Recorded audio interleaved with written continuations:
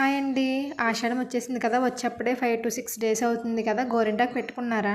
మా స్టోరీ అయితే చూడండి. ఫస్ట్ అయితే కోసి తెచ్చుకున్నాను. తర్వాత దాంట్లో డస్ట్ ఏమన్నా ఉంటే స్టెమ్స్ ఉంటాయి కదా! అవన్నీ క్లియర్ చేసేసి మిక్సీ పట్టాననమాట. పట్టిన తర్వాత ఫస్ట్ నాకు ఒక అలవాటు ఉందనమాట. తులసమ్మ దగ్గర పెడతాను.